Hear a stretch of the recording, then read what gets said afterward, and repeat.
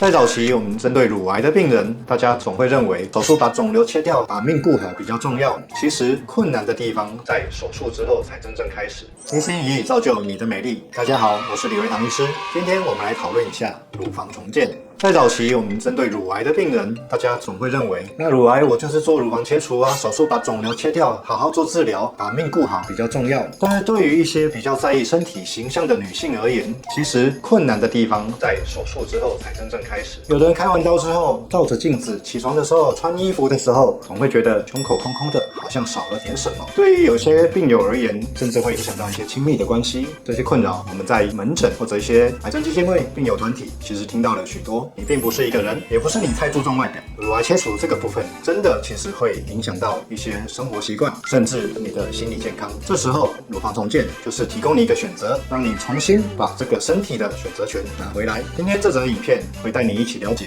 什么是乳房重建，哪些人适合乳房重建，那你又要怎么选择适合的时机与手术方式。乳癌其实是一个广泛的统称，它有的时候是一个单发性的乳房肿瘤，有的时候是多发性的。在我们定义乳房重建之前，一定做的是乳房是全切除，因为有的时候它只是一小颗的单发性肿瘤的时候，我们可以做的是局部切除，因为每个人他的肿瘤大小、肿瘤位置因人而异。目前来说，其实并没有客制化的产品直接去做填补、做乳房重建。那有时候你如果是拿自己身体的组织去填补的话，你需要拿一大团的自体组织。但是只填到一小部分，所以针对乳房重建的话，我们必须定义在它是做一个乳房全切除。那全切除常常会发生在你的肿瘤比较大颗，或者是你的肿瘤是比较多发性的，那它这时候切除的范围是比较广泛的。那这时候乳房外科医师就会选择或建议你使用全切除的方式。做完乳房全切除之后，你在意这个乳房，你希望重建它，我们就可以讨论不同的乳房重建方式。那如果我们以时间点来做切分的话，乳房重建大致上可以分为两种，一个是立即性重建，一个是延迟性重建。延迟性重建顾名思义，是你在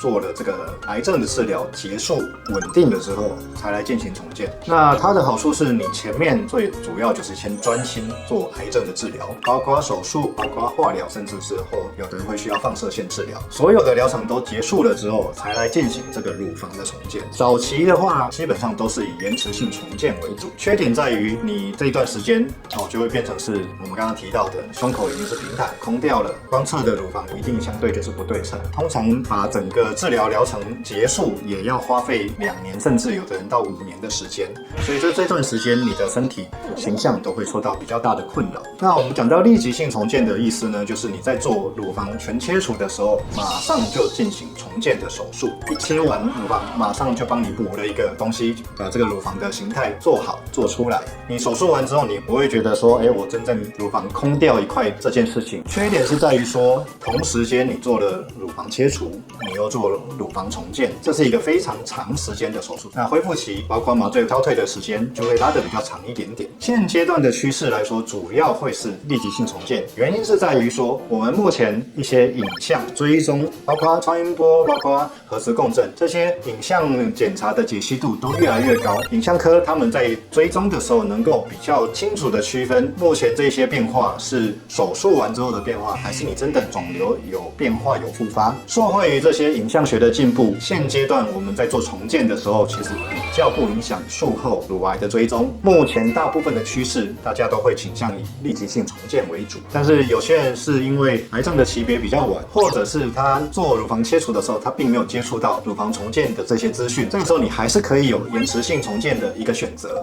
我们介绍完重建的时机，那我们讨论一下重建的材料。乳房重建除了可以植入人工义乳之外，也可以考虑用自体的组织来进行乳房的重建。那人工义乳就如同大家平常在做隆乳置放的义乳，比较常见的，比如说是曼陀、女王波，或者是 Motiva 的玻璃妹、摩滴、银波、珍珠波，还有水滴型的缪斯女神波的义乳，这些都是可以作为乳房重建的一个人工义乳的材料。那它的好处是用人工义乳进行乳房重建的时候，其实你不需要有多余的伤口，我们利用乳房外科做乳房全切除的这个伤口，就可以把这个人工义乳进行置放。但是缺点呢，因为毕竟人造的义乳对你身体来说，它还是一个外来物，所以你自己的身体会有所谓的异物反应，所以会产生一层夹膜。那这个夹膜如果它厚度变得比较厚一点的话，那就容易产生所谓的夹膜挛缩。它毕竟还是外来物，也是一个人造的东西，所以它还是有一些破裂、位移或者是感染的可能性。但是这些发生的几率相对都是低的。那比较要注意的是，如果你做了乳癌治疗是包含放射线治疗的话，那你的挛缩的几率其实要比没有做放射线治疗的患者要高出3到4倍。所以这个时候是必须要跟外科医师还有整形外科医师好好的做沟通，选择是否适合用人造的义乳去进行乳房重建。那另外一个材料是所谓的自体皮瓣组织。皮瓣的话，其实它是带有一些血液循环的组织，不是单纯你把一块肉切上去就补上去。但是讲白一点，我们讲的自体重建，其实它等于是挖东墙补西墙。乳房重建你需要多少量的组织，你就必须要从其他位置拿这么大量的组织去填补到你的胸口去。当然好处是它就是你自己身体的组织，所以并没有什么异物的反应。但是缺点就是在于说，那你必须要有另外的伤口去挖这么多的组织去填补过来。目前常用的一些自体皮瓣组织，大部分是所谓的腹部腹直肌皮瓣，或者是背后的后背肌皮瓣。有的时候你拿腹部的腹直肌皮瓣的时候，同时间做了这个乳房重建，你的肚子腰部的部分其实做的事情还同时可以做所谓的腹部整形术，重建了乳房，但是又能够修饰腰部的身材。那自体皮瓣重建的一个缺点是在于说，它的手术时间其实非常的长。我们目前自体皮瓣的重建有所谓的根蒂皮瓣，就是你的血管不打断，我只是把这个组织换到胸部去，这一个手术大约也要6到8小时。另外一种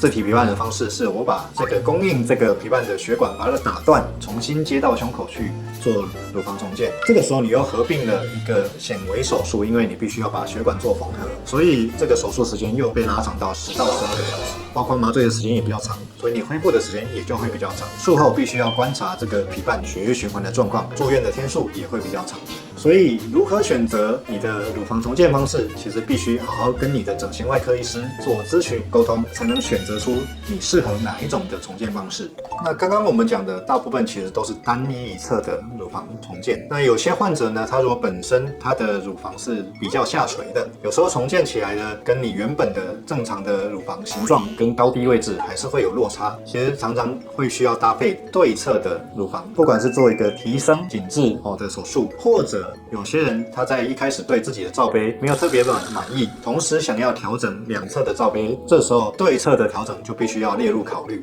乳房重建呢，其实它并不是为了要迎合谁的目光，老实说，它是为了拿回你自己对身体的一个选择权。其实它不管是什么时间点、什么样的方式，它没有固定答案，只有最适合你的答案。如果你或你身边的亲友在考虑乳房重建，建议你找位你信赖的医师，好好的咨询讨论，看看哪一种时间点跟哪一种手术方式是最适合你的方法。希望经过这一集的解说，能够让你更了解乳房重建的选择与方式。如果你对乳房重建还有任何的问题，欢迎在我们底下留言区留言。喜欢我们的影片，别忘了按赞、订阅、开启小铃铛。我们下次影片见，拜拜。